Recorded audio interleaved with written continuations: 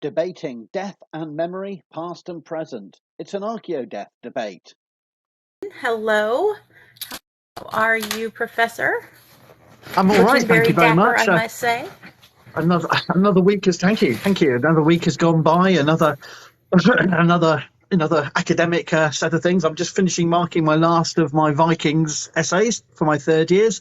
Thank you guys once again for joining us. Today we are going to be talking about the second season of Peter Capaldi's Doctor Who. And what's nice about this one is the fact that I, in fact, never got to see this. I stopped at the first season. So this was a first run through for me. I know the professor had seen it before, but this was all new media for me to see. And so watching it the first time was really fun. And from here on in, everything going forward, I have not seen yet. He has his Dr. 12th, and of course, I have my Mandalorian cup. And we are quickly finding out that the 12th Doctor is the professor's favorite Doctor. I don't know. He's starting to creep up there. He's actually starting to come into like neck and neck with David Tennant, and everybody should know David Tennant has been my favorite. Really quickly, how you got matching scarf? I made them. So I knitted the professor's for his birthday last year, and then I knitted mine to match. So that's how. Because, you know, you can't have a good Doctor Who podcast without the 16-foot scarf. It was absolutely essential before we even began the project, really, yeah. Oh, yeah, had to. So I have my notes. I have mine. And I know you have yours. And since you are more familiar with this season, would you like to kick us off on some of your thoughts? Okay, so this is season 9 is the second season of the Peter Capaldi, and for me, this was a really the Peter Capaldi stories. I conversed with my older brother about this recently. I try not to keep up. He's the sci-fi buff, and I'm just a mere amateur. And I said, "What do you think of Capaldi?" And he says, "Best Doctor, worst script." And while I disagree slightly with the emphasis, my brother is always right, and I agree with it. But there are, in season 9, for me, there's some of the best episodes of Doctor Who ever in the revised series, mixed up with some pants. Season 8, it was even worse. Both the quality wasn't there overall, but there were some. The Moon episode, Kill the Moon, was dire, but there were some good episodes, and The Mummy on the Orient Express. There's some good, solid, interesting episodes. I hated the robot of Sherwood, but you loved that. But in season 9, I think we're on a really rich range, a good balance, really, really interesting. And my best ever episode, which I can speak on, I can do two of my favorite episodes ever are coming up.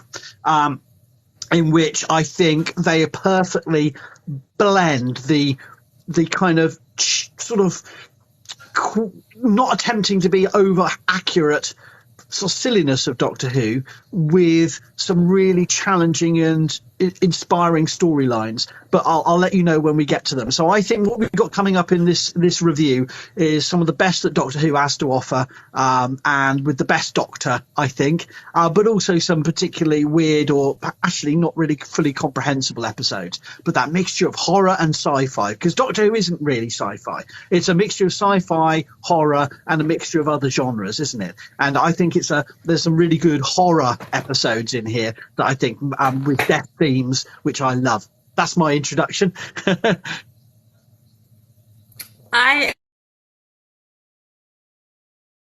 Oh, you're frozen for me anyway. I think that this interesting me. There was a couple of episodes that just were amazing to me, and there were a couple episodes that I was just like, they really could have not done this, and it still would have been a very good season. To actually start that off for me, unfortunately, is Last Christmas. And don't get me wrong, I love Santa. And I even love Nick Frost. I've seen him in a lot of things. But this episode, which is a bridge between the last season and into this season, left a lot to be desired for me in terms of its storyline and where it took us. And I found myself oftentimes, as you know, when we were watching it together, going, what is happening? Do we even know what is happening? Yeah. I mean, didn't we even cover that in the last series and just say, well, let's just ignore it because we didn't really. Yeah, Oh, that's right. That's right. We did. We because did. I think we just Okay. Yes, you're glossed right. I'm over it, sorry. I had really. it connected as, yeah, we did kind of, it was terrible. Okay. So never mind then. So well, no, I Okay. mean, I So think I will say though that the first two episodes of the season, Magician's Apprentice and The Witch's Familiar, were unbelievably really good in my opinion. okay. I liked The Magician's Apprentice. Like you start off with seeing this child in the middle of a war. Yeah. And you don't realize until later who that child is, and it brings in some very interesting morality questions. And for me, the job I have, those morality questions are huge. As a Jewish person, the parallel here is if you could go back in time and off unalive, the mustache man as a baby, would you do it? And that brings in the same sort of dilemma that we're set with here. If you could off the worst like killer of the universe, the person who has brought nothing but chaos and ruin to your entire planet, and you have this opportunity to get rid of them before they become that, do you do it? And so to me, that episode, the two episodes, because they're very tied together, is really about the choices we make now and how it impacts the future. Just to be clear, even though he was a bad man, I would not. I would not go back in time and unalive a small child, no matter who they were. Absolutely. And for me, the only things I have to say about The Magician's Apprentice, to add to what you said, which I agree with, is that it revisits Skyro as a war of attrition, which we find in the Genesis of the Daleks, Fourth Doctor, and the idea that the war between the Khaleds and the oh my God, my brain's completely off the files, has gone on so long that they are running out of their high tech. So, and I thought the opening and closing scenes of that episode revisit that dilemma of that incongruity of a very much a familiar Earth-like early 20th century war, such as the Boer War or the First World War on the Western Front, something familiar from film. Yes. But you've got this mixture of like that. biplanes and hand grenades that are literally grenades that are made of hands that come out of the soil, hand mines type things, and with eyes on. So there's that mixture of different levels of tech, which I thought was very carefully done. And then, of course, then you go back and there's a medieval tournament scene, and it's just another example of medievalism in Doctor Who, of a sort of medieval setting, which we keep coming back to the Middle Ages. Doctor Who jumps around in time. We have very cack-handed attempts at prehistory, attempts at dealing with the ancient world in different guises, which we're going to come to more of. But we also have attempts to represent the Middle Ages in different forms, particularly the later Middle Ages. And we see that in outer space versions of medievalism, castles and settings. But here again, we have a medieval tournament scene. So in my first, that's my reflections on The Magician's Apprentice, is that the material culture of conflict and war and this idea of technologies in such a pitted battle of violence that they're running out of tech. And can I just add a comment about our modern world is I'm not a military expert, but I would have never dreamed to see a conflict in the 21st century where a leading world power would be resorting to 20th century tech within a year of the conflict. And that's exactly what we've seen in Ukraine, with Russia basically rushing back to its late 60s, 70s, 80s stores, as far as if I remember rightly, to try. I mean, they've lost all they've lost their 21st century tech. And if you imagine something like Ukraine, Russia, God forbid, going on for another century or two, that was in the imagination of I think it was Terence Dix who wrote the Genesis of the Daleks. I can't remember. Correct me if I'm wrong, Boffins.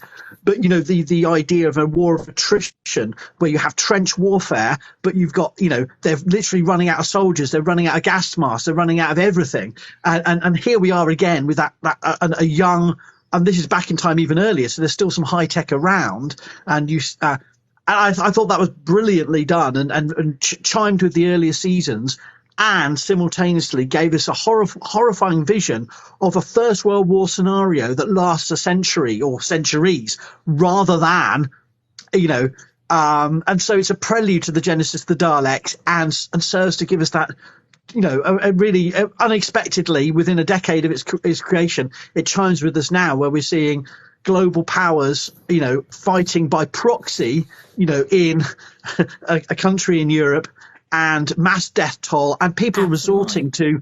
We're back. I'm sorry, I meant to say, when you look at I'm not going to say Bultrint, but that's in Albania. What am I thinking of? Where the warfare at the moment that's been going on. If you take the drones out of the equation, you're basically back to First World War. You got conscripts and prisoners being sent in droves by the Russians. It's horrible, grim, and it does, in a way, disturbingly reflect on The Magician's Apprentice and other episodes of Doctor Who in ways that I don't think I was ever going to expect. I thought we'd be into just drone warfare by now only, and here we are seeing soldiers in their hundreds of thousands fighting it out in bloody muddy trenches, and it's horrific. Anyway, sorry, that got a bit too contemporary for people. No, I'm here for it. You know how I feel about it. And for me, I like that we also end up seeing Missy, and I like Missy. I love Missy. I think she's probably the second. She's very much in tie with the last Master's betrayal. The betrayal of both of them are equal footing for me. I love Missy is a little more just devious and like a little more touched in terms of you don't know exactly what she's going to do, but she's going to make it big. But this is the start of where we see that the Master is not necessarily an enemy of the Doctor, but actually a friend who just, in other terms, to me, it almost seems like those two are almost like Professor X and Magneto. Yeah. They have a lot of respect for each other. They've known each other a very long time.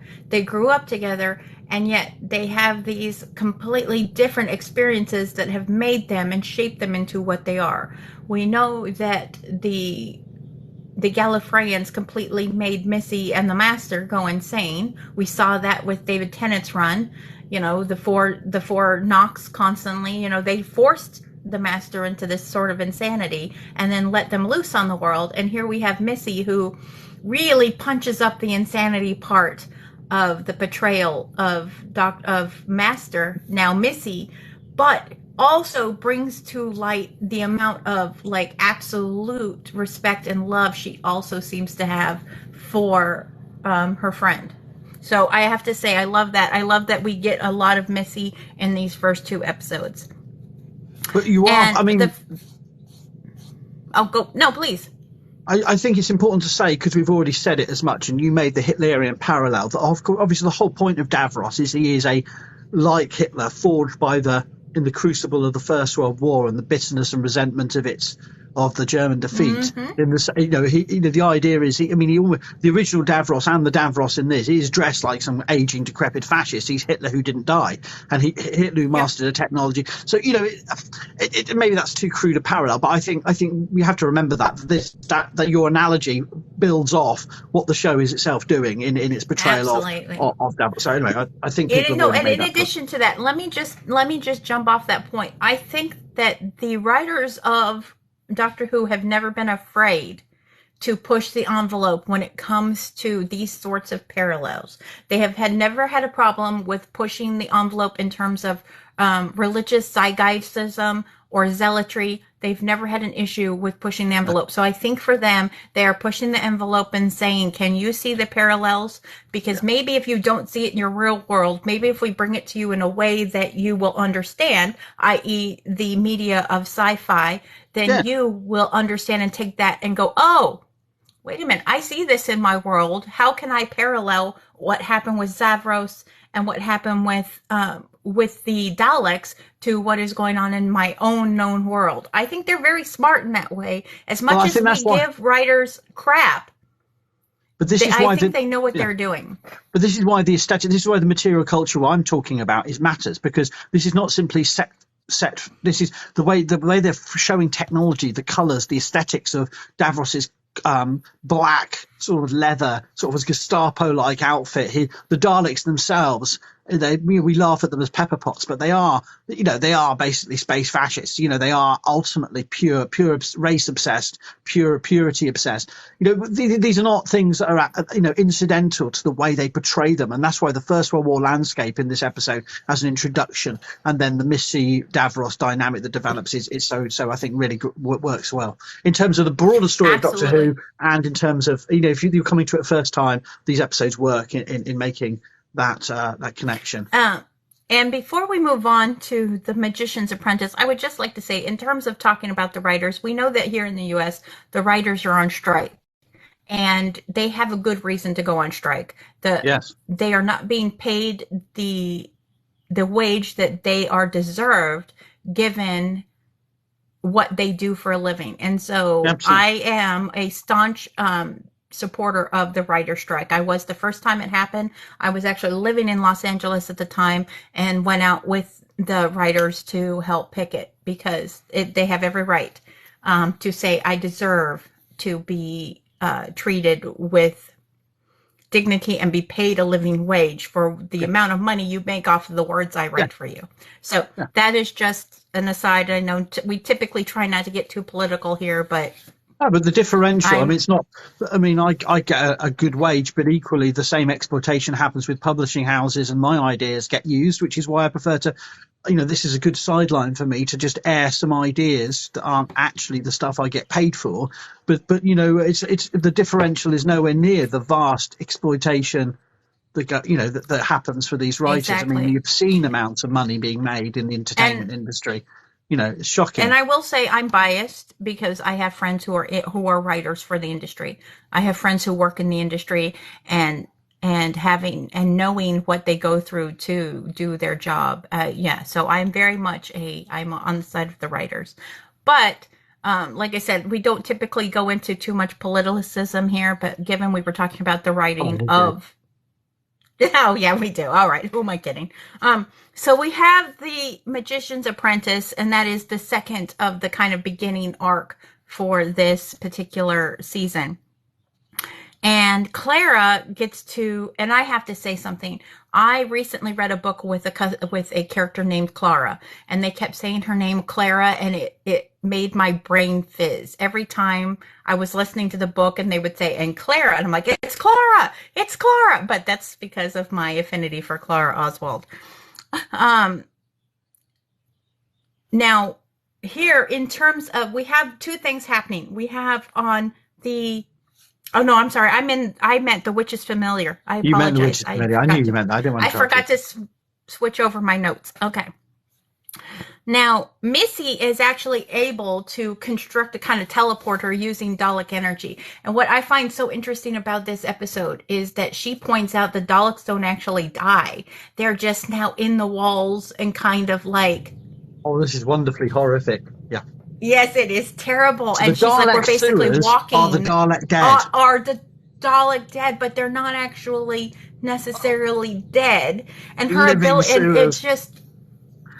But this is the funerary aspect I thought is lovely, because they're such a fascist species. They have no funerary rites, but their tomb is their toilet. So they are. They've got no cemeteries. They've got no funerals, but they discard of living beings into a living hell.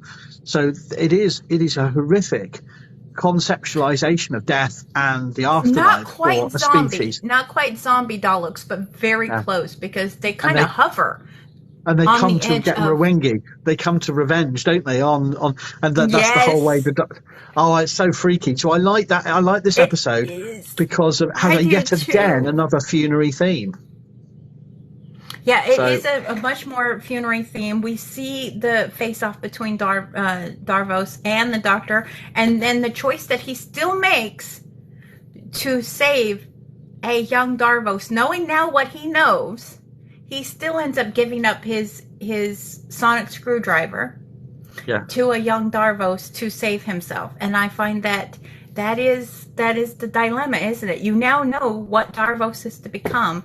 And does your moral compass tell you, do you save a child knowing what that child becomes, or do you let him? And you know, there's that moment he thinks about it. He turns and starts to walk away and says, I know everything that this child is going to grow up to and become, and if I stop it here, I stop everything.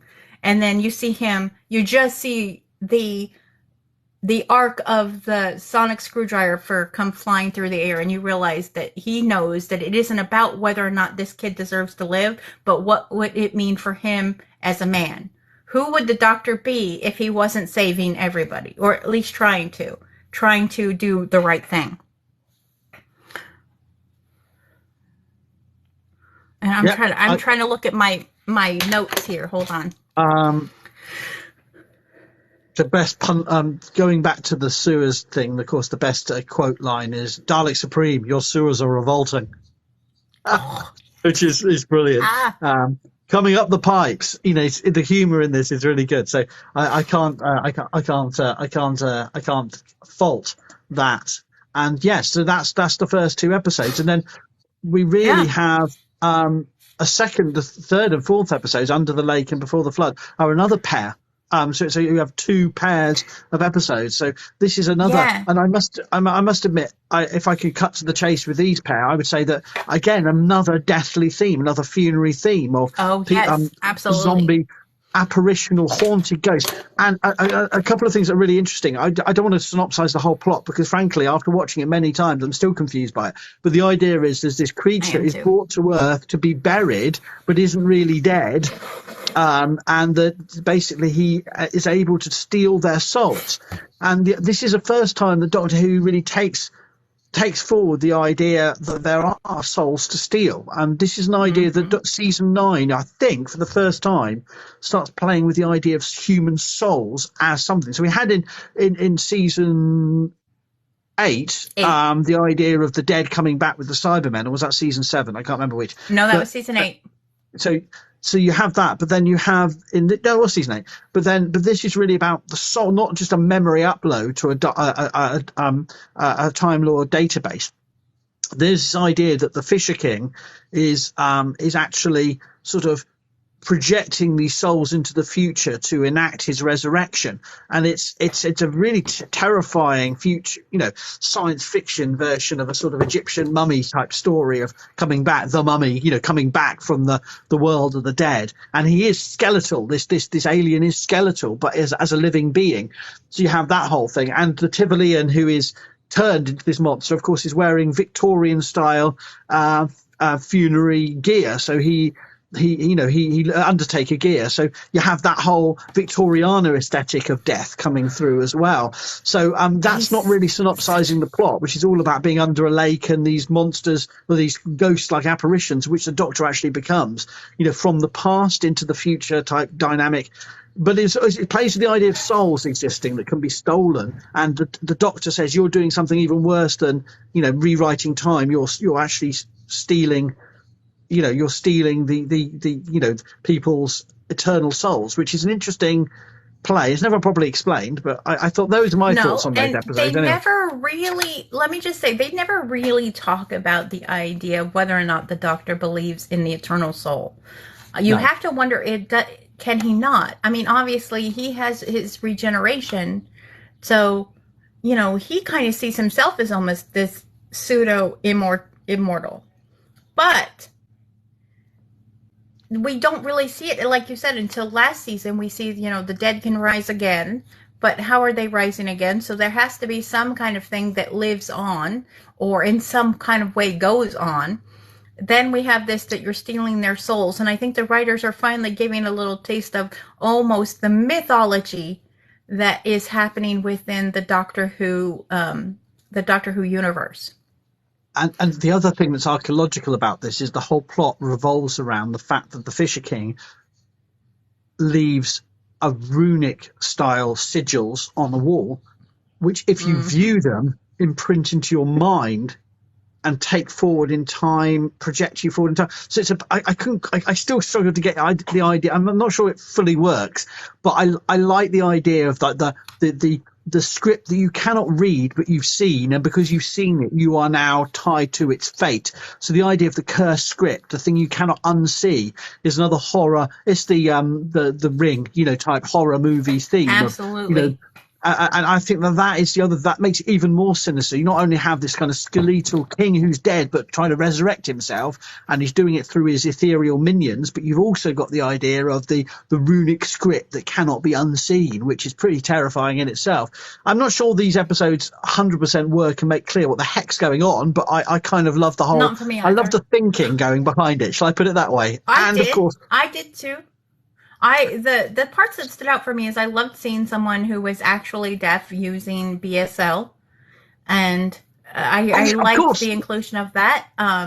Being someone who is deaf myself, seeing any kind of inclusion of deaf people, and showing that, because oftentimes when we are faced with people who are deaf, we see that deafness as something that is to be pitied, or that we are in some way disabled. And let me just clear the record: deaf people do not see ourselves as being disabled. Being deaf is not a disability. We just are different. We just don't hear. And I say that as someone who is very hard of hearing. I am able to obviously articulate, but I am almost 100% deaf in my left ear, and have been since I was a child. So I enjoyed seeing that person who is representing, deaf culture, and because of their ability to read lips, is part of the way we find out what's happening, is because they're sitting there staring and watching these ghosts kind of say these words over and over that no one can hear, but she's staring there and goes, write this down, and starts having people, write down what they're saying. I love that part. And I loved the Tavolian. I loved how he's like, do you want to conquer us? Like, there's such, maybe if you we've met them conquer before, us. haven't we? With the Yes, we have. And the God complex episode. They do. I love that he's like, if you conquer us, then we don't have to work for the Fisher King anymore. We can work for you instead. Without wishing to be derogatory for any Earth-based nation, but he is very much the Belgian of, not saying the Belgians have actually joined many a war and support, I'm not saying the Belgians are in any way shy, but, in terms of, you get the sense that they are like a country that's in such a horribly bad position for European conflicts, that everyone raids through them. And again, please don't get me wrong, I'm not being rude about Belgian people, but hundreds of years of wars coming and going through Western Europe, and it's always like they've been beaten to a point where they just adapt to, oh, you're our overlords now. Yeah, that's the Tavolian. Like, do you want to conquer us? And I liked the funerary. I liked the interesting, like, why would you? But it did leave some questions for me. Why are they coming here to Earth to bury this person? Why are we, seeing this? What is the loop happening, and why is this happening?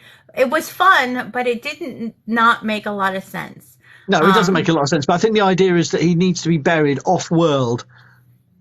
And that's why, but it doesn't quite make sense. So, I mean, all I would say is I love the aesthetics, I love the material culture, I love the horror themes of text that cannot be unseen, and the spiritual elements, is really most prominent in these episodes more than others. Yes, we've had, possessed corpses before, like the Guelph, who take over the Victorian corpses, and Charles Dickens. That's one thing. That's corpse possession. This is about the soul of that person transferring onwards. That's not the same thing. So it's a different conception of the soul beyond life. And can I just say that I've had the caucasity to comment on what works and what doesn't work as a representation of people of colour in previous series.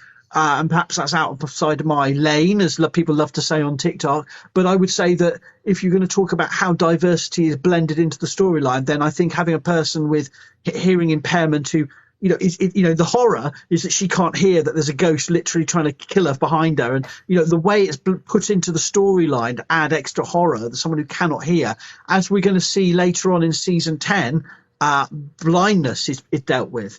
In a very, integral part of the storyline of what happens when key characters lose their sight. So I think these things are not done as superficial little gimmicks. They're done in a really good way, positive, constructive way. I feel, and I think the representation of diversity in seasons 9 and 10. And 8, 9, and 10 is much better than in the Tennant and Smith previous era. I would say that I would agree with you because, and I also enjoy the fact that they're back to pushing the envelope in terms of theology and mythology. We had a time of that when they were really pushing the envelope in terms of, talking about Christianity, talking about main religions, including Judaism, including organized religion, and then they kind of stepped away from that. So the fact that they were kind of coming back to this idea of pushing the envelope again, the idea of, do souls exist? Can we rise from the dead? What is the theological implications of all of that happening? I think the writers are realizing that that's something that should be inherently woven into this kind of universe. It cannot just be all science all the time, because how many worlds does the Doctor visit that a lot of their stuff is wrapped up in how they worship their gods, how their ritualistic practices must be met in order for them, or sacrifices. We've seen people who have to be sacrificed in order to maintain their community setting. So I think that they're finally coming back around to this, and I love that, and I'm looking forward to, without going into detail, I'm a few episodes into, of course, season 10 with the professor, and the companion that he has in season 10, I am enjoying for a lot of reasons. Not just the fact that she is a Black woman, but that she is a queer Black woman who is not seen as over the top and a caricature of queerness. So I'm enjoying that part of her journey. So we've had two pairs of episodes. So we've gone 4 into season 9, and we've talked about their material cultures, their mortuary aesthetics, their spiritual elements. Daleks in the sewers, ghosts that projected forward from a coffin, from a non-dead king. The Fisher King element, though, we do need to actually tackle. I wondered and worried about this because, of course, this is an Arthurian trope of the Fisher King, and I don't know, that was thrown in there, and I've really struggled to work out how that was supposed to work, why that Arthurian allusion was put into those episodes. And maybe it's because I don't know my Arthurian literature enough, but I thought that was a bit of a nonsense. But I don't know if it seemed that way to me too. And I am somebody who loves Arthurian legend, and I could not understand the point of this character one being called the Fisher King, when there was really not any allusion to what's the idea any other part other than the title. The Fisher King is a king who is unable to do knightly things. So he's a king who's almost unable to do anything else but fish. So is the idea that he is a king who is disabled by death, or disabled is not the word, but is who's trying to enact his, is that the idea? Maybe in that case there's a kind of, I see why, I don't know. To me, it's just, it did not make sense, other than maybe they thought it sounded good. Yeah. That's fine. The next two, it seems like this series has this kind of theme where it's 2 episodes that kind of go into each other. These next 2 episodes are probably 2 of my favorite in this season. And that is The Girl Who Died and The Woman Who Lived. And I really love, I don't know, I really loved these 2 episodes. The first one, of course, we find ourselves in what looks like a Viking village. The Doctor and Clara have been kidnapped by Vikings. They're taken to this medieval village, and Odin appears, to the sky in the heavens after the Doctor tries to tell everyone he's Odin. I'm Odin. I'm displeased with you. Yeah, and they're like, "You're not Odin," The side of Odin. We see this Odin in the sky who comes and literally takes the best warriors from the village, and they disappear.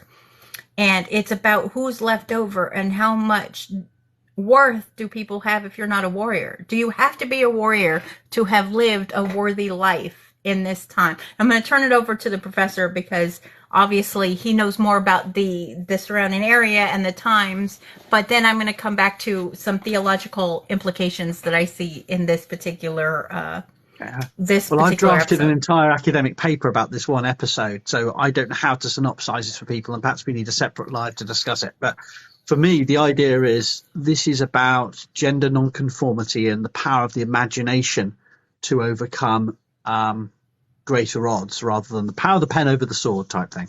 So the idea is that you have a Viking I'm just village. going to tell you I love you now because we've talked about this when it was happening, and the way you explained it is possibly my favorite. So go ahead. For me, it's trying to be innocuously mundane and quotidian daily life, a Viking village. Everyone knows what the Vikings are. Everyone's got the stereotype, and they play to that stereotype. You don't get any context or sophistication. You get a hackneyed, old-fashioned Viking worldview. Right.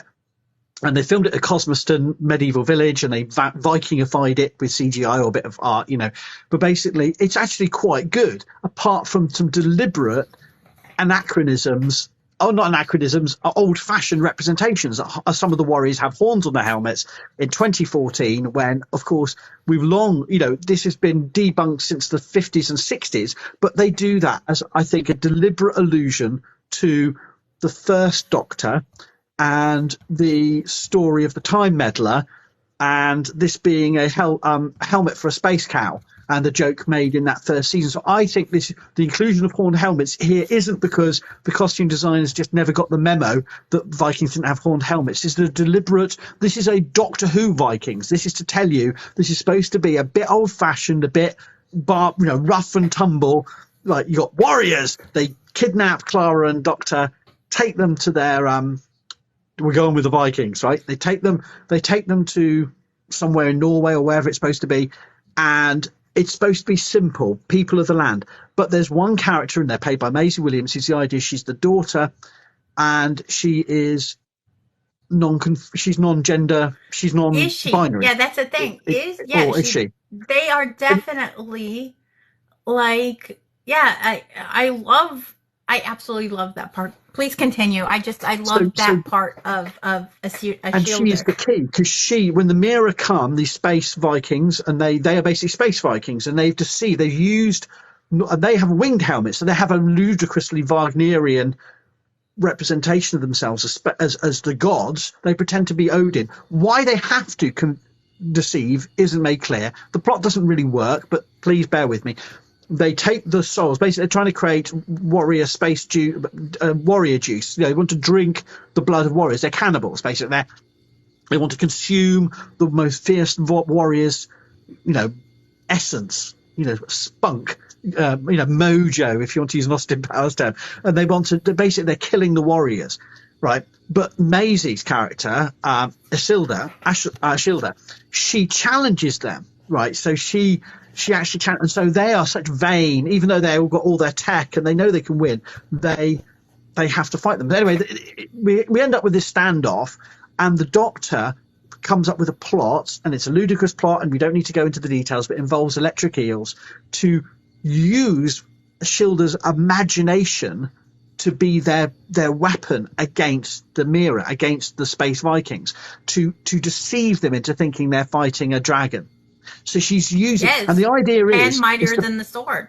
And in this sense, in a pre-written culture, it's not the pen; it's the mythology is mightier than the sword. Is that the idea that there are terrifying beasts that roam the world who will seek out retribution? So in that regard, it's story. Mythological story is mightier than the sword, and that the Vikings' power is the greatest power is not their might in battle, it's their storytelling power. Stories about themselves, stories about their abilities, but stories about their world. And it's their gender ambiguous, doesn't fit in character who is the greatest of them. Is the one who can, and the other thing is, though, she may not fit in, but she knows, and this is, I think, the really interesting thing that is worth reflecting on more than any other Doctor, any other sci-fi, any other fiction in the last decade. It puts them in this dilemma. She's in a patriarchal primitive, non-industrialized society, but she is safe within her community. She is portrayed as an individual who she cannot imagine living outside of that. She's going to die for her friends. You don't have enough time to get to understand. She knows she's got a dad, but who loves her very much. But you don't get a much more of a complex story. But she doesn't want to be a warrior. She's not a warrior woman. And this is interesting because it's before the latest rash of Vikings and Shield Maiden obsession that the only way that a woman in the Viking world could become of worth was to be like a man, which is taking us back to a very Viking Age era theme. This TV show in 2014 is playing with a modern idea that people who are not feminine don't have to become men to be reckoned as powerful. They just have to utilize their skills. I don't know, that's my take on it. And maybe that's a very naive or optimistic take, but I think this episode plays this game of thinking through, helping people think about gender nonconformity in a pre-industrial world in a really optimistic way. And she saves the village, right? And anyway, there's lots of things we could talk about, the way they represent ships, runestones, stories, dragons, and so on. But all I would say is that everything about that is relatively cheap, low budget. It's Doctor Who. It's not History it's not Channel like the or Norsemen. Netflix. Yeah, right. But actually, the Vikings are more believable in this than in almost everything else in terms of just basic stuff they don't include. And there's comedy elements, and they're supposed to be fun. But the idea is she creates props. She's a prop maker. She is a theatrical. She is able to deceive. And for me, this is a really wonderful episode. And of course, the Doctor simultaneously saves the village, saves her, and fundamentally screws up by making her immortal. And that's that's the thread that leads us into The Woman Who Lived, the next episode. But I'm sorry to go on a lot, but I thought it was worth making clear, because I think as a superficial viewing of this episode, you could easily see it as just a random episode where the Doctor goes back to the Viking Age. It's a bit cheesy, but I think there's a lot more to it that I think people need to take note of in terms of the journey we've gone on as societies in representing the Vikings. And actually, in many ways, you've done a backward step from this. I think this is probably the most advanced and nuanced and kind view of the Viking world, even though it's deliberately supposed to be cheesy and old-fashioned. I think this is actually the most advanced and nuanced that we've seen, compared with some of the more, should we say, on the nose and not quite, I don't know, quite cheap, trying to be clever but ending up being quite dumb attempts, if that makes sense. That's my take on it. But then I'm defending Doctor Who. No, and let me just say that for me, as someone who also is gender non-conforming, the portrayal of a Shielder is really nice to see. There isn't an expectation from a Shielder's village that they take on some kind of role that is expected of them.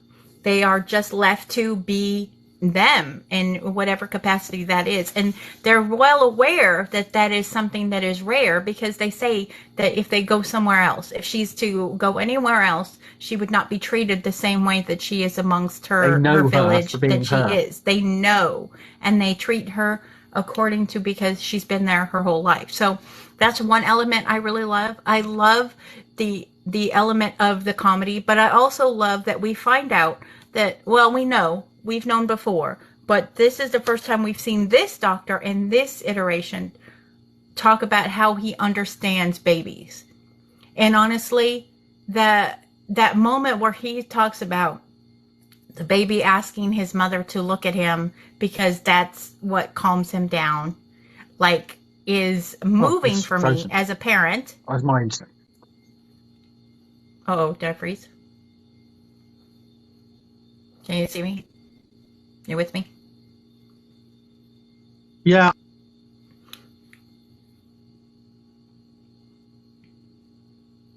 Uh-oh. Are you with me?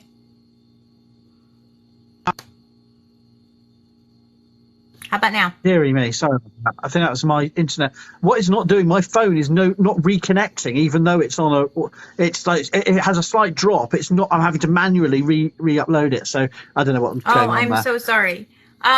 So sorry. Where I left off was, Sorry, I've had those technical difficulties too. I love that moment where he's saying that the child is saying, "Please, mom, look at me because your face is what gives me joy," and that the moment that the doctor decides he's going to help the village, suddenly the baby stops crying because the baby is aware that they're going to be okay. And I'm like, so that was just a small part of this episode that I'm just like, all right, I'm fine. I'm not crying. This is a completely normal response. I loved that. I did love the camp. I love that he kept calling all of the different guys not by their name, but he was just making up strange names for them. He's trying to teach farmers how to fight. And at the end of the day, it's the Schilder's imagination and their ability to use their imagination to scare off these testosterone hunting Vikings. That's literally what they're on the hunt for, is testosterone. And the mirror is shown to be more remedial or more backward or more primitive than the Vikings, actually, if you want to use those terminologies, because they're obsessed with reputation, and the threat that the video of them looking scared from deceiving images thrown into their helmets was going to go to the whole universe is enough to make them, and it does, again, if I may use modern analogies, remind us of how we've got all the technology to wage war, and it's still down to the vanity of a few men and their reputations, whether what happened.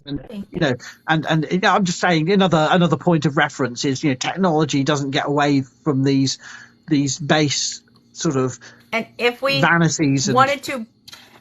If we wanted to make the equation now, it would be very much the same as somebody saying they didn't want an embarrassing moment put on the internet.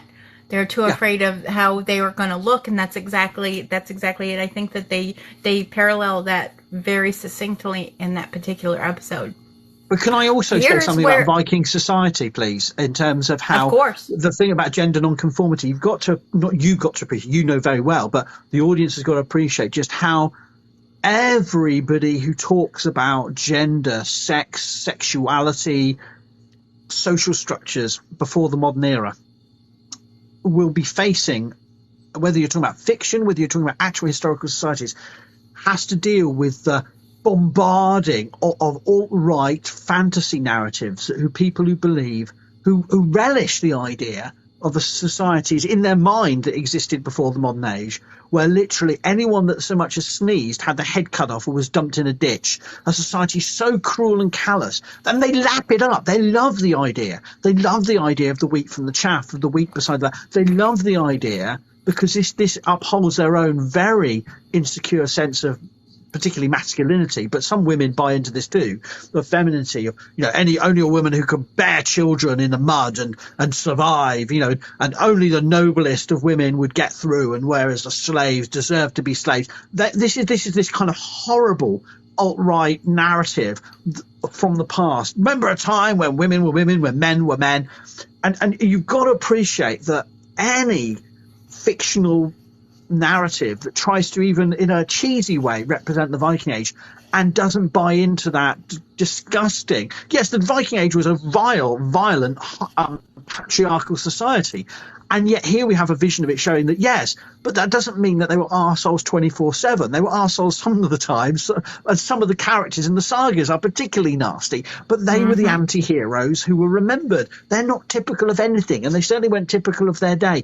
And you've got to understand that it's just an attempt to show a pre-modern world that isn't governed by our early 21st century fantasies about a world before healthcare, a world before we all went soft, a world of survivalists where, and the idea that the Vikings, the ultimate survivalist, manly conception, actually did give a shit about disabled people and people who are different, and could just go, "Oh, you're doing that now, are you? Well, you're going to be doing you're doing female roles now. Well, whatever." That not everyone was going around going, "I'm not having a son of mine do that." This kind of sort of Randy Savage type voice. I'm not saying he was like that, but that kind of hyper masculine. No, the Vikings weren't like that. And there's a lot of evidence showing a much more complex relationship with gendered identity and sexuality. And I think that's really important to just really hammer home here. When every time I, as an academic or anybody who shows an enthusiasm for the Viking Age, goes on the internet, they have to face this tidal wave of nonsense that's conjuring up. It's all about modern masculine fragility. It's not about the Viking Age. It's about how the Vikings have become a projection of modern anxieties about being a man. For some men, not for all men, for some men, it is a real crisis. If you dare to show a view of the Vikings that's different, you're basically challenging one of the core tenets of their belief. Then they love the idea of their cruelty and their sort of the being proto-capitalists, but without having to worry about, where they got their oil from, or where they got their, gas in America, or where they were pure because they just had long ships and it was easy that then, to be a real man, and if you show a society that actually, women were powerful and had complex roles, and there was a slave owning society, but the slaves had complex roles, they weren't, it really challenges that view. And yes, of course, the Doctor Who version of the Viking Age doesn't have slaves. It's simplified. It's naive. It's not. I'm not trying to say that's the way. But I'm just trying to get across that this is why this type of stuff matters, because it's trying to break down this exhausting wall of nonsense that people have conjured about the Viking Age. That's really about trying to prop up a failing sense of modern American and British masculinity. If that's not well. No, I love it. I could listen to you read your grocery list and I would be happy to do so.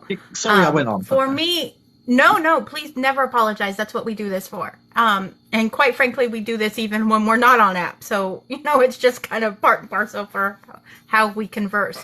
I want to say that I find the writing bit about Ashildur's immortality kind of a morality issue.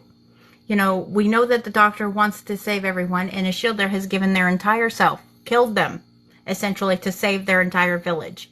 And here is the Doctor. He has these two pendants, these two ritualistic-looking items, and he uses one to save Ashildr's life. And, of course, Claire's like, is that now going to make Ashildr immortal? And he's like, don't know, maybe. What I find interesting is that is a moral question. Is one, should the Doctor be allowed to wield that kind of power? Should anyone have the kind of power to make the decision of who gets to live forever and who does not? And two, did he make the right decision in doing this when we know, coming into the woman who lived, the consequences that have come with letting Ashildur's lifespan go way beyond what it should have been. And the reason I say that is when we get into the woman who lived, we see that the thing that struck me, the line that struck me is she is immortal, but she still has the memory capacity of a mortal person with one lifetime. She can't even remember her own name, can she? Nope. They're now me. Yeah. Just me. Because they vaguely remember because of journaling. And we see in their home, they have massive tomes. This beautiful home, by the way, oh my goodness, but a library filled with books. But all of those books is me writing their own history in order to have a chance to understand all the things they've done. So they vaguely remember they originally were called Ashildr, but yes, they have like an ongoing biography of themselves, but they point out this, and that's the part that makes me sad. They point out, I have an immortal lifespan, but I still have the capacity, the memory capacity of a general human. So did the Doctor do the right thing in saving this one person? Everyone that me has ever known, ever loved is gone. It is also like kind of the fate if we think about mythological creatures such as the vampire and the Doctor himself. He's doomed to live a life where people he loves die. The same with vampires. They're doomed to live an existence where the people that they love die. And here is now me, who everyone in their village is gone. They've had to figure out how to exist, how to survive, how to go through the world with exactly, as Jasper pointed out here, the loneliness of immortality and how cold that eventually might make someone, like how Bitter. hardened that yeah, bitter. Yeah, it's very bitter. And Can we I see also add that something in kind that of I haven't happens. really? I've been so obsessed with the Vikings in the first episode that, of course, you're actually seeing a character that transforms from an oral and a material memory, someone for whom props are for the storytelling, who mythology and story have power, who saves her village through the power of story, to someone obsessed with textual memory, who is someone obsessed with recording their past. But actually, by recording it, they're forgetting. They actually don't remember who they are. They're just obsessed to writing it down. And then we have the moment where he goes, well, what could be worse than that? Well, some things cannot be written down. And so her trauma, and this is an important point, from a lot of the things that matter most people, upset people most, they don't write down. They don't record. They don't leave, you know, and I think that's a really important theme about it. I didn't think the storyline was very interesting in The Woman Who Lived, to be honest. And there's this random lion beast who wants to get off the planet, and it's a deal that goes wrong, and the Shielder remembers at the last minute that No, it's maybe the he's other way. He wants to bring his people there to Oh, yeah, yeah. conquer the planet. He tricks her. He's pretending to wanting to Yeah. get away, but he really wants to open a portal to allow his. He's you know, and she's the Doctor and her save it just at the last minute, but it's not really about. I don't really care about that. The point is, it's about how she has, you know, the loneliness of immortality, the curse of the Doctor's legacy of his decision to save her. Yeah, And and I of want to course, say something about that. The ease with which she is like hornswoggled by this lion creature should say that just because she has lived an infinite amount of lifetimes does not mean that she has matured I love the through idea of those a infinite hornswoggle. amount I of love that word. lifetimes. That's not a British Hornswoggled, word. yeah, That's more that's of an what American. it I is. love it. Absolutely a completely Western American, hornswoggled. And I've that's heard it kind of what before. I just love happens hearing though. you say it.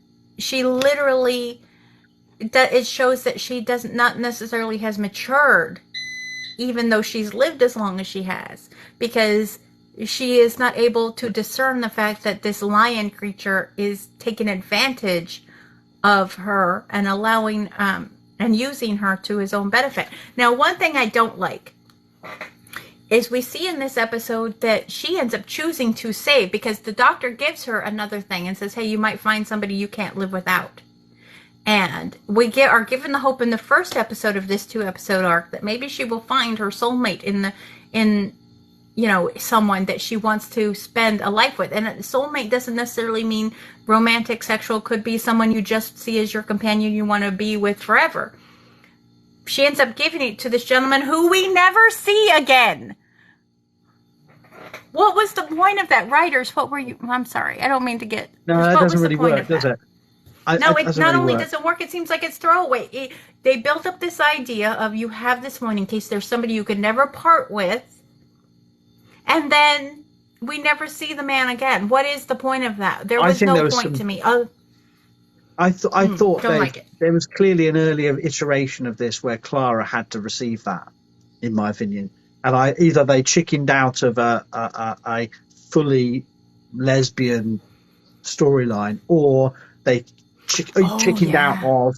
I don't know. I'm just guessing here, but I think there is really an unsatisfactory conclusion there to her sexuality and identity and her a companion, because she had a relationship in which she bore children. It all went wrong. We never learn about that, and they could have really. Anyway, maybe I missed something there. I don't think you miss. I just think that was something that was kind of overlooked, and I don't know. I think that was a throwaway that they could have really done something, I think, with the idea of this person who she chose, even if they were at odds, to see maybe how that could, almost like the duality between the Master and the Doctor. We have me who feels this way. We have this guy who's like been, almost at odds with me as, the voice or whatever that me is going as a almost sort of I'm trying to think of it. There is the swamp fox almost is kind of what she's portraying now. She's a raider who goes out and steals from people. And I think there could have been some really well told stories between the two of them. And it's very frustrating to see that it's almost thrown away. And I the think morality. there's So again, other theories in the chat here about, I like Spiritual Squirrel's point that, it shows that she's living but not living. She's alive but not living. yes, And the idea of the sweet. absolutely. I absolutely agree with that, and I like that sweet is true love and given in vain, and sweet is death that takes away pain. I love that, and I think they had an opportunity to do more with it, and it didn't. And again, this brings a morality that they're bringing back to this season that I'm enjoying as someone who is a theologian, to see those questions being pushed. Given how much we can talk about this, and it's supposed to be a kids' show, it shows how we've got to commend them for trying with these things, and even if it is unsatisfactory at times. We know that historically this show started out to teach kids history. That's why the doctor was traveling with his granddaughter, was to teach them history through going through it. So how it started and where it is now is so interesting to me. We think that might be the last time we see me. As we know later on, Me makes another appearance. But this does bring us to another pair of episodes, the Zygon inversion, and the invasion and the inversion. Now, I love Zygons. They just look like big sucker animals. I don't know. There's something about the way that they are portrayed that I love. I love Osgood. So the first time we see the Zygons, and we now have in the last season, and we have doubles, Zygons, we have doubles Osgood. And of course, Osgood is supposed to be us. Osgood to me is a fan insertion. We see her with this scarf. We see her with the Seven Doctors umbrella. You in that scarf. I love Osgood. I love that she wears one time you see her with one of the lapels with the vegetable to portray the Seventh Doctor, Sixth Doctor. She has a Seventh Doctor's umbrella. She wears the question marks on one of her shirts. She is supposed to be the fan insertion of us. She is the ultimate fangirl of the Doctor, except for me, because I think I'm right there as the ultimate fangirl of the Doctor. And I actually got to meet David Tennant. And almost passed out. But that's a whole other thing. I love how committed she is to her cause. In the Zygon invasion, we find out that there have been some rogue Zygons who don't like that Zygons have come to Earth and integrated into Earth society. And that they are just living their life. They're store owners, they're lawyers, they just wanted to be left alone. And this is what UNIT has provided for them. After the last season, all of that happened with the Zygons. They said, you know what, we're going to give you refuge here. They have come in and integrated into everyday life, and suddenly there is a band of Zygons who say, no, that's not enough. We want everyone to know we exist, even if it starts a war.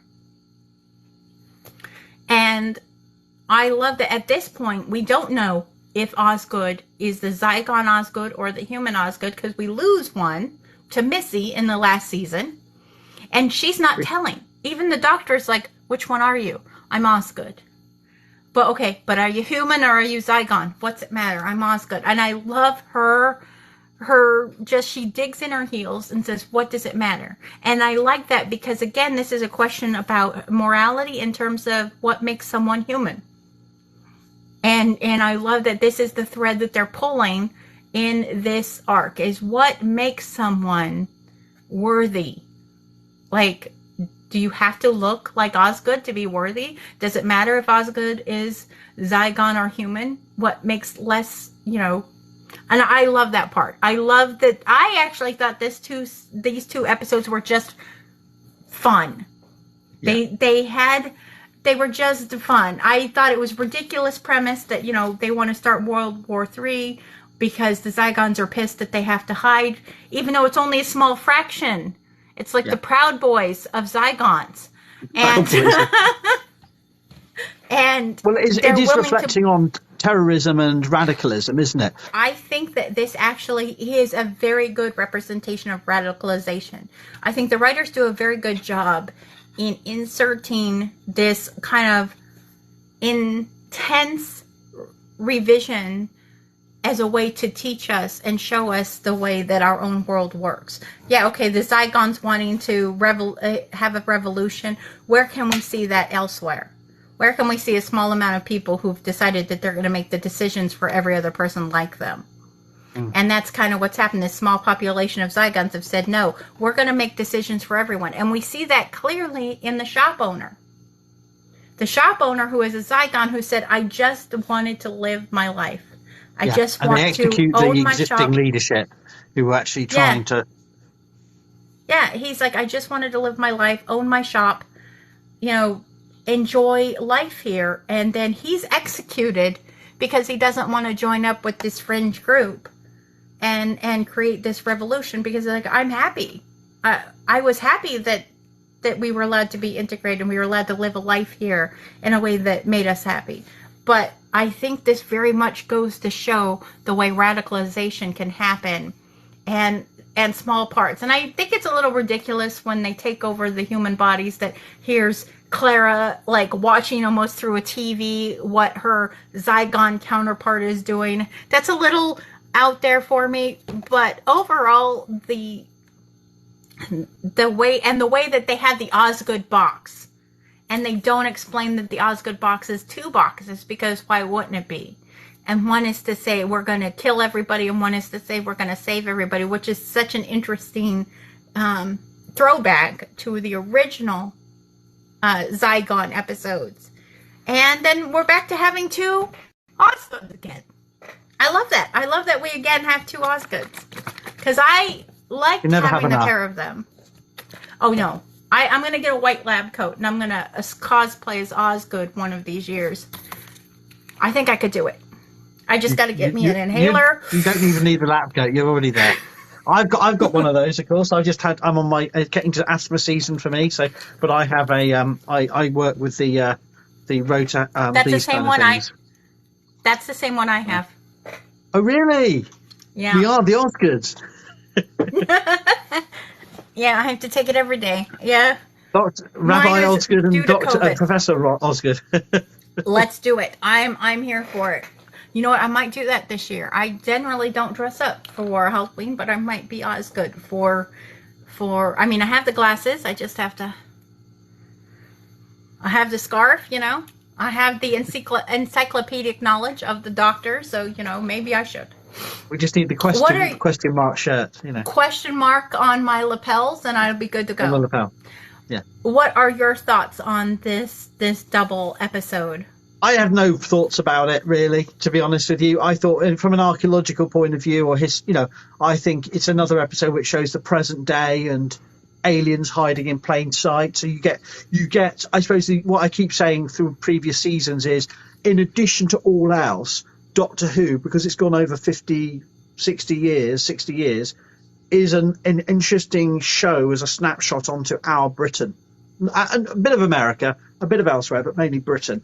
And you get to see the mundane. It's not, I suppose you could say you could look to Accident and Casualty and other kinds of cop shows for the more detective shows for Britain as it is in the 20th century. You don't need Doctor Who for that, but I think it's interesting how it does allow us to see shopping centres, flats, more mundane British spaces that challenge the sort of Hollywood version of Britain, which is all sweeping country houses and lanes, and it shows a much more urban and suburban Britain. It shows a class-ridden Britain. It shows in that sense, I think some of these episodes peppered through all of the seasons, not particularly this one, but I just think it's another example where you get to see Britain being Britain.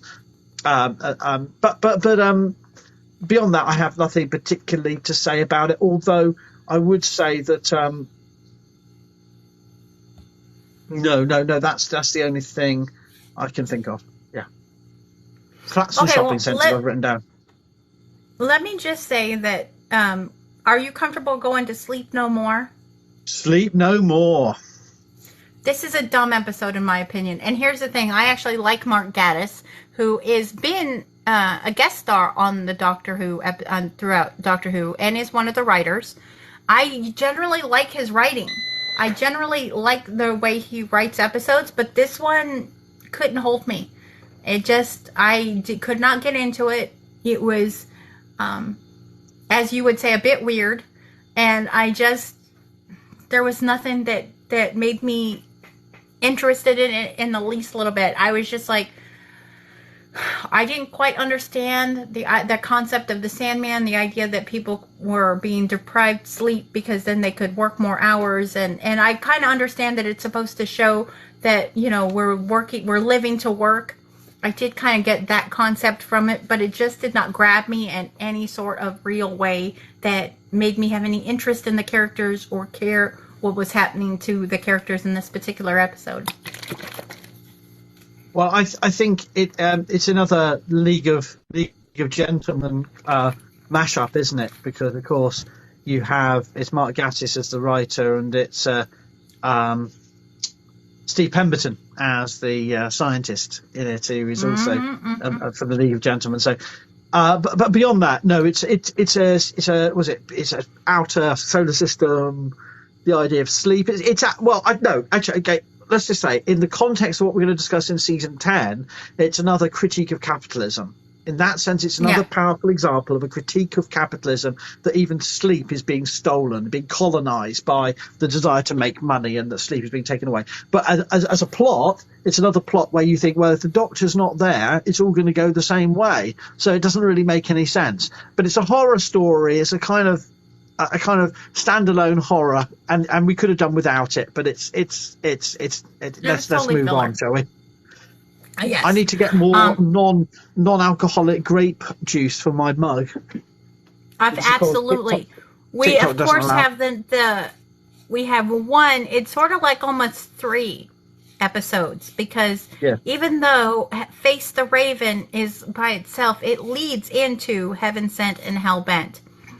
And Face the Raven is interesting to me. We get to see me again. Ashildr is back, and Briggsy, as something has happened, and Briggsy is going to be executed for a supposed crime he did on this street. It is this almost secret area where aliens have come to live. They've come to be, and they have their own law. They have their own justice. They have their own internal way of doing things. And of course, me is the mayor me. And at this point, Mayor Me has these kind of tattoos that look like they can affect things. It looks like they have some sort of ethereal kind of properties to them that allow them to exact justice. Chronolock, yes, the Chronolock. And here we find out that Briggsy actually didn't commit the crime that Briggsy is accused of. He's set up. It's a setup to trap the Doctor. Yeah. Because, why wouldn't we want to trap the Doctor? And again, I feel like this shows in sharp relief that me may have lived a long time, but again, has not matured.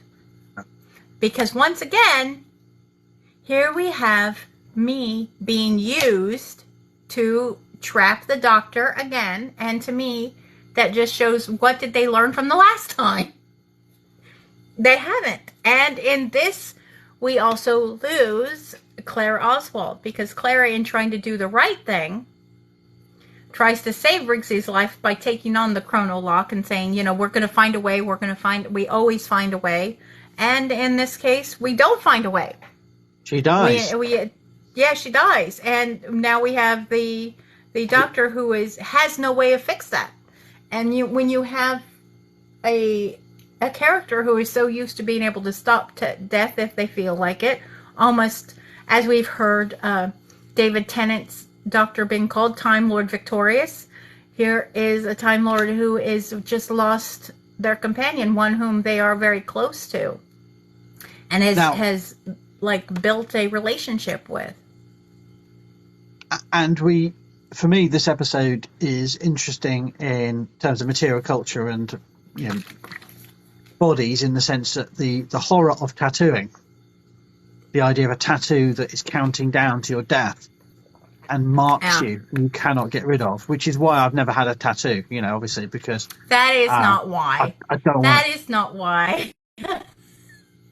I remember But we talked about this during the I'm episode. storytelling here, okay? No, but it's about the You anxiety of asked a me if I mark. had one of those on the back of my neck during this episode. But you've got to check. You've got to have some. And there's a couple of episodes. There's an episode in the next series which plays on the ideas of things on your back you can't see. Doctor Who keeps coming back to things on your back you can't see, monsters on your back that someone else can just see. We saw in season 6 or season 5 With Donna, yeah. With Donna, we've got the idea, we're coming up with the idea that your emotions are shown on a marker on your back that only robots can see, but you can't, and you don't know whether you're looking happy or sad. We're going to come on, but this one is like literally time is marching down to your doom, and when you hit the 0, the tattoo is an indicator that the raven will take you.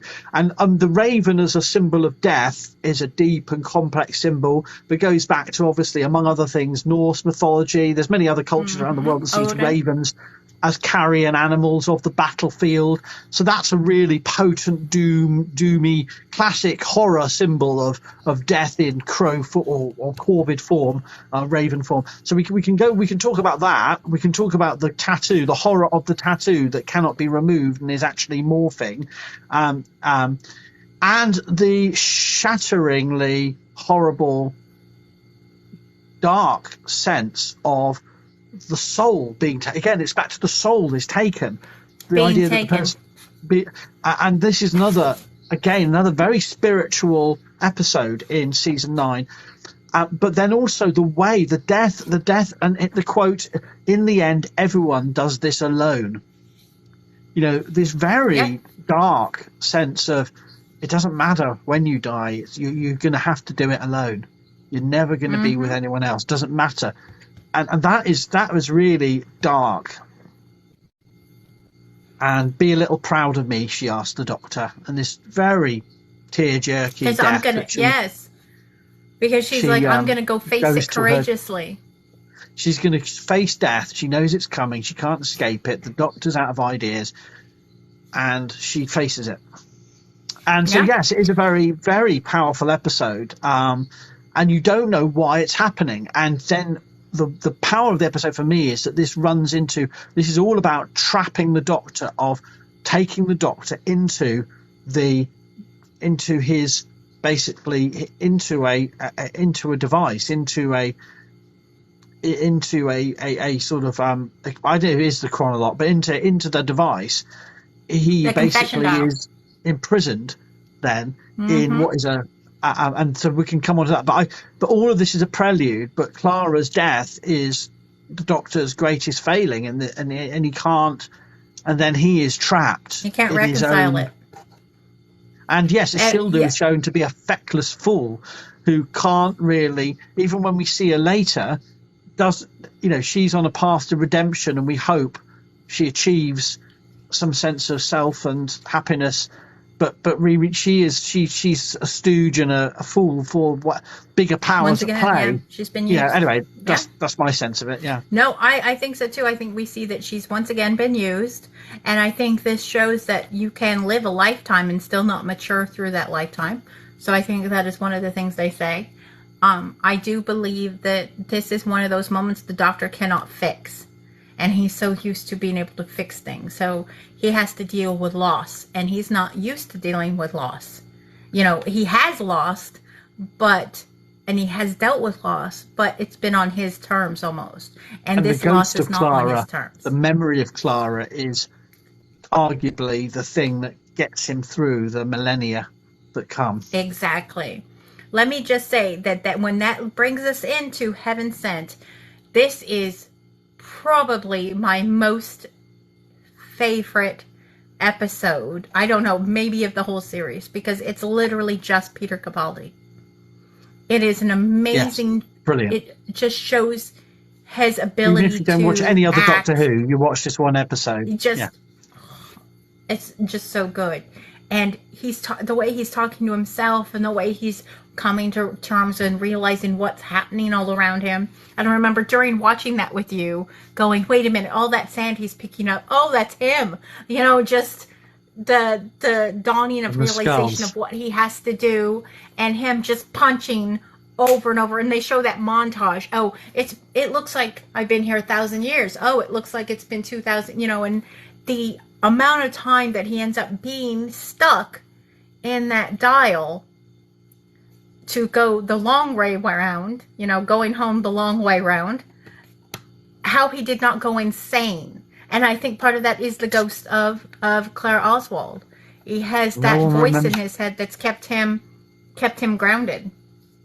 The whole series is about souls and their transference. So he is going through his memory of his body is being replicated every time he dies. No one remembers being born. No one remembers dying, is the phrase he says. Mm-hmm. And that he is therefore regenerating. Is that why we look into the eyes of skulls? Are we asking what it was like? Are you still scared? That's a brilliant line. I love it. I think the other thing is, of course, the prison is both a castle and a maze. The medieval theme is back. This device, this landscape he's inhabiting is medieval. It's kind of quasi medieval, and also it's a corpse that is chasing him. His torturer / executioner is a corpse, and a corpse from his own memory, a corpse of an old woman whose body was rotting in the heat of a summer's day, which is possibly the most rancid. And I don't know how much you can convey that. The flies are used to convey it, but the idea of someone rotting who isn't buried is one of the most enduringly horrific things that humans encounter. And it's also a rare moment where in this clean sci-fi world, we encounter decay, proper decay, and a sense of proper human decay, because, Daleks in the sewers is pretty bad, but you can't really convey without, to audio visual, the sense of rotting corpse literally stalking you around a huge space, but that smell is seeping through, and it makes it all the more ridiculous that he doesn't know that it's there when he opens the door, and it's like, regardless of the plot details, it's this idea of he is being horrified into confessions of details, and the thing that his captors want to learn is apparently the identity and place of the hybrid. A creature that is introduced, or a conception of a being that's introduced. But I just want to say the medieval architecture, the corpse, the reflections on skulls, and his own mortality / immortality, and literally he lives out the entire universe, the whole duration of the universe to the very end of time, where his captors are lurking at the very end of the universe, hidden. He's heading for that the long way, and that is just insane in terms of the conception of time and its passing. And he's punching this icy wall to try and reach the exit. Brilliant episode. His ability to act off of himself and bounce off of himself. I think this is pinnacle of Peter Capaldi's acting. It's possibly, I can tell you, my son says that out of every bit of Doctor Who, that's probably his favorite episode in the entirety of Doctor Who, because of how well Peter acts, and the small awakenings that he's having, like realizing, hey, that's my jacket hanging by the fire just because of a button. He runs his hands across it, you see a button, and he's like, oh, and he kind of changes his clothes. And you realize, we find out later that what he's been trapped in is a confession dial that we see earlier in season 8. That's it. Because Missy says, I need that confession dial, because why wouldn't it come to me? I'm his oldest friend. And the confession dial is the Gallifreyan's way of almost exactly what we think of. In Judaism, it would be called the vidui, what we do at the end of our life to say, hey, here's the things I did wrong, here's the things I did right, and I hope I lived my life to the best of my ability. And that's sort of what this confession dial is in terms of Gallifreyan mythology, is their way of saying, hey, here are the things I need to talk about. And he's trapped inside of it, because we notice that the thing that chases him retreats whenever he gives a small confession of something. Yeah, that's the idea. But him punching through that wall, that block, and you realize how long it took him to get through, only to end up on Gallifrey, because the Gallifreyans, it seems like the High Council, even though he saved their butts numerous times, are terrified of him. They seem very afraid. Let me just say this, and this is to be a killjoy. All of these are clever ideas that are spaffed away because we don't really get a culminate. These both duo, all of the paired episodes in the series are great culminations and concepts that are never fully resolved. And I feel this the Hellbent, his return to Gallifrey, is a bit of it doesn't fully play out what the heck's going on. Although there is a wonderful line again about mortality, and I have to reference is Gallifrey. When he gets to Gallifrey, death is Time Lord for man flu. Yes. Because he gets she comes back and she goes, oh, that last time was my first time as a man. I don't know that I liked it very much. Yes. Yeah. But I love the horror elements of the sliders in the Matrix database of the creatures that have tried to invade it at various points. And the idea saying that he needs Clara in order to fulfill what they want him to do. So he literally goes and steals her the second before she's to die. Yes, so he never has a heartbeat. And steals her. Yeah. Yep. It's a lovely way out. So she gains immortality too. Yeah, she does. But I feel like, I think they did this dirty. I feel like Clara's exit from the series was one of the worst ones they've done. Because great, she ends up with her own TARDIS, with me, a shielder, and they're off to go through the galaxy with a TARDIS that looks like it is literally the same diner that Matt Smith is at during that arc. He doesn't remember her. Like, the price he pays for ensuring her survival is that she's erased from his memory. And I think that is one of the cheapest, shittiest ways that they could have written out a companion yet. I mean, they did Donna dirty in the fact that Donna was never allowed to think of the Doctor again. But I think this was just a ridiculous notion that he's never going to remember Clara after all of the work and struggle he put in to ensure that she would be okay. And of course, at some point, she is going to have to face the Raven. And she even says she knows that eventually she's going to have to face the Raven, but she's going to go the long way round, which is like a throwback to him going to which could be Gallifrey. Millions of years, Could be. And I hope that we see maybe a return of a shielder in a more mature sense, that they have learned from all of the times that they have screwed up, and maybe Clara Oswald being with them will help them in the same way that I feel Clara helped Peter Capaldi's Doctor. I really do, but I don't know. But we don't get to see what his impact is on Gallifrey, because he gets rid of Rassilon. He says, get off my planet. So the Doctor becomes Lord High, whatever his name is. He becomes president of Gallifrey in a sense. And then just leaves. And it parks off again. So it's it's a frustrating episode, but brilliant. It's brilliant, and yet also, I think the Heaven Sent and then Hellbent are the high points of Doctor Who in many ways in the revived series. I haven't seen all of the Jodie Whittaker, but I don't think there's anything there that's going to even come close to this. And of course, I haven't seen any of Jodie Whittaker, but I feel like in order to close this out, we have to talk about the Husbands of River Song.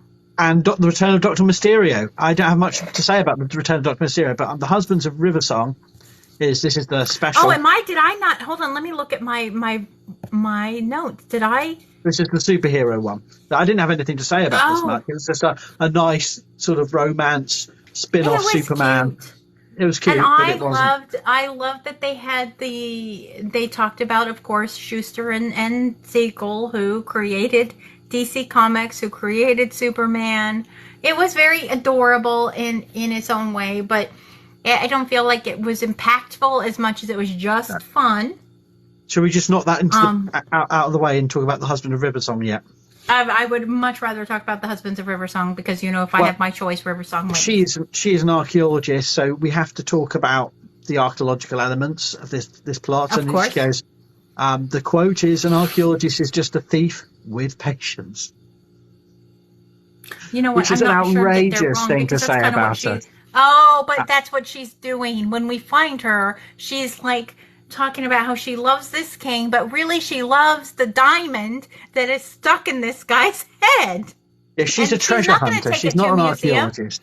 She She's got a has, maybe professorial she position, is but an archaeologist, but she has now become a treasure hunter.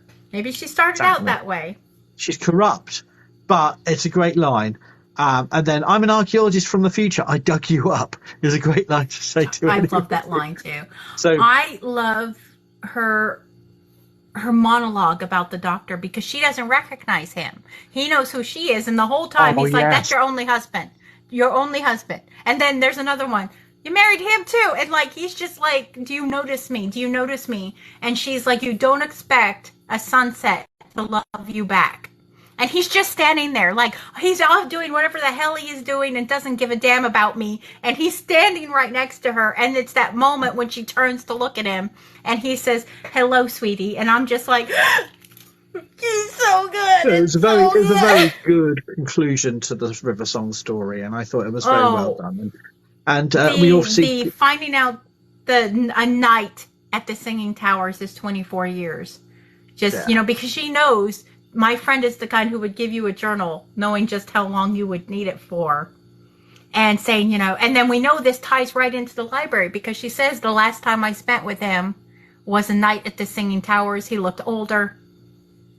He was different. And this is also when he gives her the sonic screwdriver. And you see the moment where he scans her. Like it looks like he's trying to show it to her, but we know that he's actually scanning an imprint of her for David Tennant to use at the library the next time they meet. Yeah.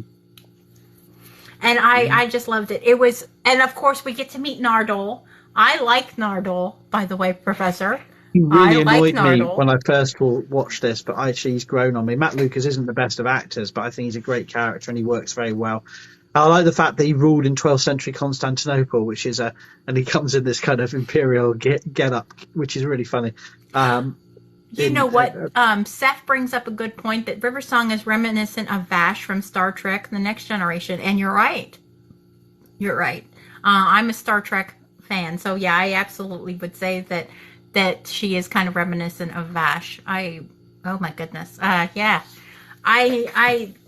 This episode, of course, was very emotional for me just because it's like the conclusion of River's story. And for me, River being one of my favorite characters, I hope to continue. Neil Gaiman has this thing that either every story ends in death if you write it long enough. And you want to keep seeing River Song's story, but obviously we know it comes to a conclusion.